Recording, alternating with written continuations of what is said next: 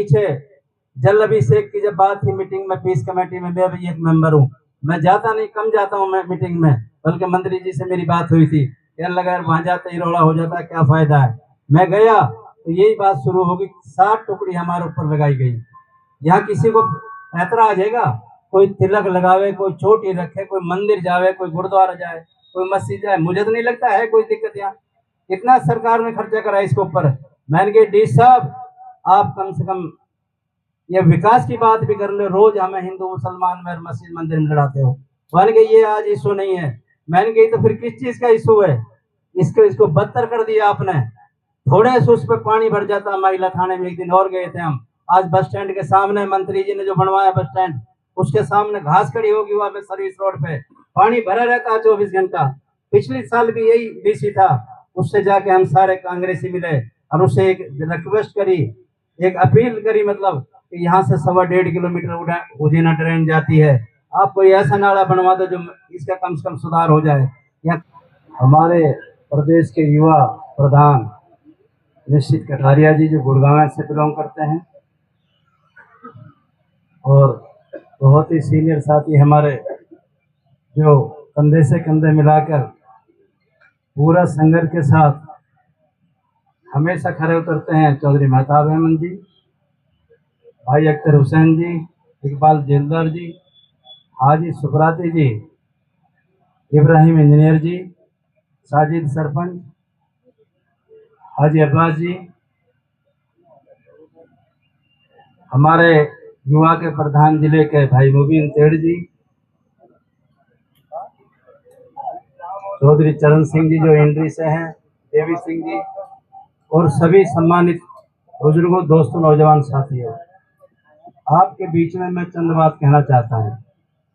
आज जो हमारा धरना प्रदर्शन का जो ये आपके सामने आया है, ये सिर्फ इसलिए कि हमें एक आस लगी थी। पहले नंबर तो हमने ये सोचा कि था कि हमसे गुड़गांव थोड़ा दूर पड़ता है कि ये जिला बन गया, उसके बड़ी लोगों ने उम्मीद और खुशी मनाई थी।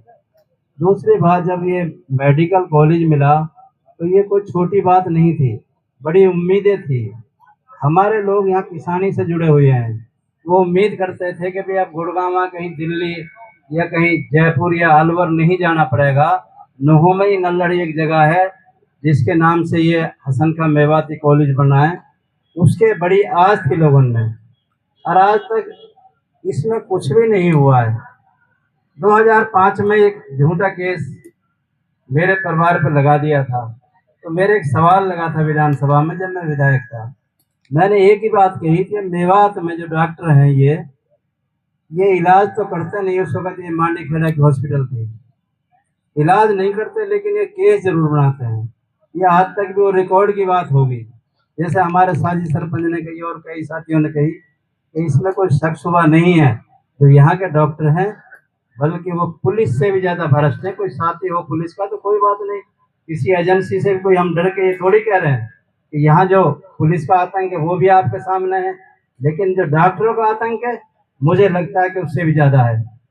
ये तो शुक्र है 302 ये बना देते, आदमी मरने के बाद बनती है, जैसे अभी हमारे साथी ने कही 24, 25, 26, 307, अगर ये भी कागजन से बनती, मरे बगैर बन जाती तो ये 302 भी लगा देते। इनके हालात इतने नाजुक हैं, और सारी मेवात की उसकी बात बता रहा हूँ मैं, यहाँ अकेले नहीं है, पूरे जितने भी इनके हॉस्पिटल सब में यही काम होता है।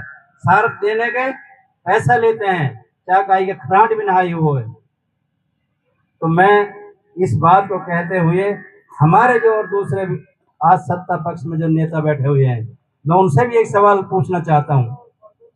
जो हमारे यहाँ के मेवात के खास करके आरएसएस और बीजेपी है, वो जब नाम किसी का आता है खान और मोहम्मद, तो उनसे हमसे भी ज्यादा वो नफरत अपने आदमियों से करते हैं, और उनने अपना जमीर बेच दिया है।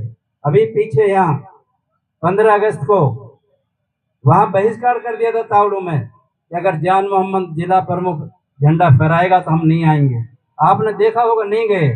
और मुझे किसी अधिकारी ने बताया कि मैंने डीसी साहब से बात करी है कि ये कह रहे हैं भाई इसको नहीं, इसको हटा दो, जबकि वो लिस्ट ऊपर से आती है, लिस्ट यहाँ से नहीं आती।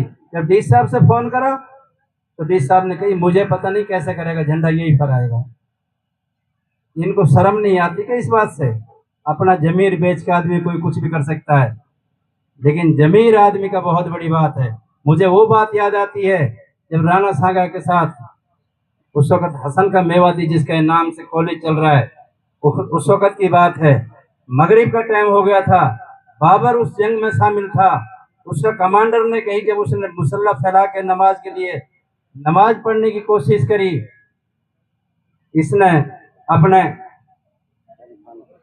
हसन का मेवाती ने, उस वक्त उसके कमांडर ने कही थी ये बहुत खतरनाक आदमी, क्या करना चाहते हैं आप इससे? मैं इससे मिलना चाहता हूँ। ये आपको मार देगा? नहीं मारेगा, अभी ये नमाज पढ़ रहा है। तो हसन खान ने क्या कहा था कि उसने जाके सलाम करा उससे, नो आप क्या कर रहे हैं? नमाज पढ़ रहा हूं मैं। नो किस लिए पढ़ रहा है? कि मैं मुसलमान हूं। तो मैं भी तो मुसलमान हूं।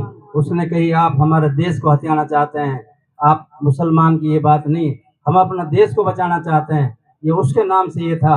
इनको शर्म आनी चाहिए बीजेपी वालों को, इसको बर्बाद करने के लिए काम कर रहे हैं और कुछ भी नहीं। अभी पीछे जल अभिषेक की जब बात थी मीटिंग में, पीस कमेटी में, मैं भी एक मेंबर हूँ, मैं जाता नहीं, कम जाता हूँ मैं मीटिंग में, बल्कि मंत्री जी से मेरी बात हुई थी, कहने लगा वहां जाते ही रोड़ा हो जाता है, क्या फायदा है। मैं गया तो यही बात शुरू होगी, 60 टुकड़ी हमारे ऊपर लगाई गई। यहाँ किसी को ऐतरा आ जाएगा? कोई तिलक लगावे, कोई चोटी रखे, कोई मंदिर जावे, कोई गुरुद्वारा जाए, कोई मस्जिद जाए, मुझे तो नहीं लगता है कोई दिक्कत। यहाँ कितना सरकार ने खर्चा करा इसके ऊपर। मैंने कहा डी साहब आप कम से कम ये विकास की बात भी कर ले, रोज हमें हिंदू मुसलमान में मस्जिद मंदिर में लड़ाते हो। मैंने कहा ये आज इशू नहीं है। मैंने कही तो फिर किस चीज का इशू है? इसको बदतर कर दिया आपने। थोड़े से उस पर पानी भर जाता। महिला थाने में एक दिन और गए थे हम, आज बस स्टैंड के सामने मंत्री जी ने जो बनवाया बस स्टैंड, उसके सामने घास खड़ी होगी वहां पे सर्विस रोड पे, पानी भरा रहता है 24 घंटा। पिछले साल भी यही डीसी था, उससे जाके हम सारे कांग्रेसी मिले और उससे एक रिक्वेस्ट करी, एक अपील करी, मतलब कि यहाँ से 1.25 किलोमीटर उजीना ट्रेन जाती है, आप कोई ऐसा नाला बनवा दो जो इसका कम से कम सुधार हो जाए। यहाँ कब्रस्तान भी, रेस्ट हाउस भी सारे डूब जाते हैं। इसने 1% भी ये बात नहीं मानी। अब दूसरे साल भी वही हालात हो रहे। अब क्या तो ऊपर वाले ने बारिश कम करी है, अगर ऐसी बारिश होगी तो और ज्यादा होगा। एक बात मैं मंत्री जी आपसे रिक्वेस्ट करना चाहता हूँ, 27 तारीख से आपका सेशन है। एक हमारे साथ बहुत ये लोग जानबूझ के हमें खराब करना चाहते हैं, वो ये है अगर जिला हेडक्वार्टर बन जाता तो उसको कंपलसरी है जिला वो नगर परिषद बनाना। नगर परिषद बनना बहुत जरूरी है और नगर परिषद के जो नॉर्म्स हैं वो 35,000 वोट कम से कम होना चाहिए।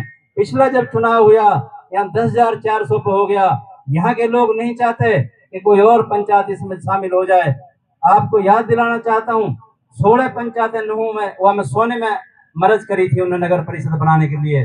अगर यहाँ ये गांव और जुड़ते हैं जो आरएसएस और बीजेपी वाले उनका मरोड़ उड़ जाती है पेट में, वो चाहते हैं कहीं ये मेव ना बन जाए कोई चेयरमैन, उसकी वजह से ये सब कुछ चाहते हैं लेकिन अपनी चौधर को खत्म नहीं करना चाहते।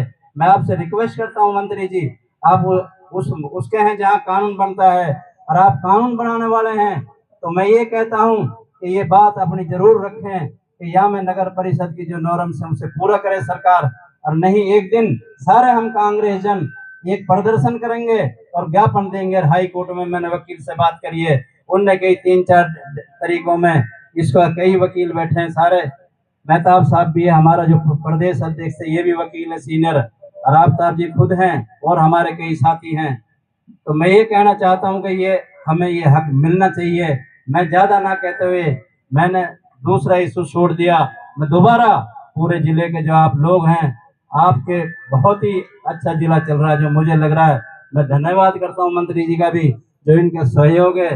मम्मन जी विधायक जो आज नहीं है मौजूद आपके बीच में, उसका भी, कांग्रेस का अगर नाम है तो बहुत बढ़िया है मेवात का। मैं आप सबका धन्यवाद करते हुए अपनी बात को खत्म करते हुए आप सबका दोबारा, यह मंत्री जी ने जो ये कार्य किया है ये बहुत ही बड़ा है, छोटा नहीं है, और हमें इसमें संघर्ष करना चाहिए। हमने कोई भीख नहीं मांगनी, हमने अपना हक चाहिए और लेके रहेंगे इंशाल्लाह ताला। अपनी बात को खत्म करते हुए आप सबने मेरी बात को सुना, आप सबका बहुत बहुत धन्यवाद। जय हिंद, अस्सलाम वालेकुम।